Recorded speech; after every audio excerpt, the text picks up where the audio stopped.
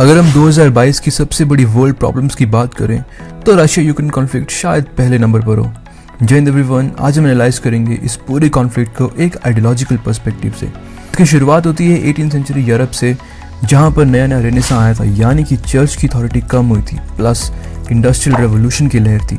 ऐसी सिचुएशंस में लेसिस-फेयर नामक एक फिलॉसफी काफ़ी पॉपुलर हुई, जिसका सिंपल सा मतलब है free market without any interruption of government. और इसी फिलॉसफी ने कैपिटलिज्म का एक स्ट्रॉन्ग बेस तैयार किया।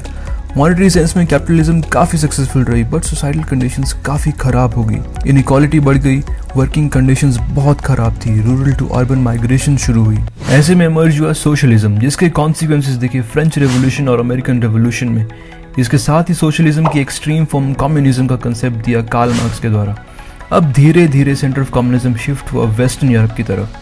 इन दोनों आइडियोलॉजीज के साथ यूरोपियन कंट्रीज में टसल चल रही थी बाउंड्री एक्सपेंशन की।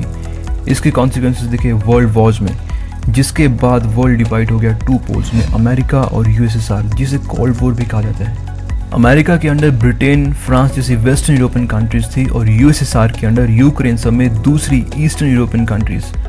अब आ जाते हैं 1991 में, जब यूएसएसआर का डिसइंटीग्रेशन हुआ, यूक्रेन को डिक्लेयर किया गया एक इंडिपेंडेंट स्टेट। फिर 2013 में यूक्रेन ने प्रो रशियन प्रेसिडेंट को हटा दिया। अब यूक्रेन ने प्रो अमेरिका या प्रो यूरोपियन टेंडेंसीज दिखाना शुरू कर दी। नेटो और यूरोपियन यूनियन ज्वाइन करने की इच्छा भी जाहिर की। रशिया को यह पसंद नहीं आया और इन्वेड कर दिया क्रीमिया पे। इस सब में डॉनबेस रीजन यानी कि डोनेट्स और लुहांस में प्रो रशियन मूवमेंट शुरू हो गई, जिन्हें हाल ही में रशिया ने इंडिपेंडेंट डिक्लेयर किया। अब जानते हैं रशिया का interest. Russia wants to have a buffer state to maintain its sovereignty. Ukraine का प्रो रशिया होना रशियन हेजेमनी का भी सिंबल होगा। इसके अलावा यूक्रेन में काफ़ी एनर्जी और ट्रेड अपॉर्चुनिटीज भी हैं, जो कि रशिया की गिरती हुई इकोनॉमी के लिए बेनिफिशियल होगा।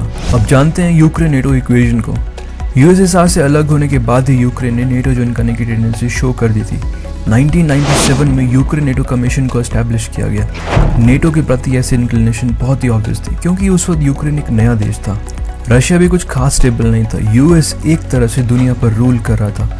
कहा जाता है कि यूएस चाहे तो एक ही दिन में आधी वर्ल्ड कंट्रीज के बैंकिंग सिस्टम को डिसरप्ट कर सकता है। इसके अलावा military assistance, diplomatic relations, trade, इन सभी पैरामीटर्स पर यूएस का हाथ थामना यूक्रेन के लिए ज़्यादा बेनिफिशियल था। तो इस इश्यू को एनालाइज करके हमने ये जाना कि कैसे एक आइडियोलॉजी पूरी दुनिया को कंट्रोल कर सकती है। इसीलिए कहते हैं an idea is the most powerful weapon. Thank you.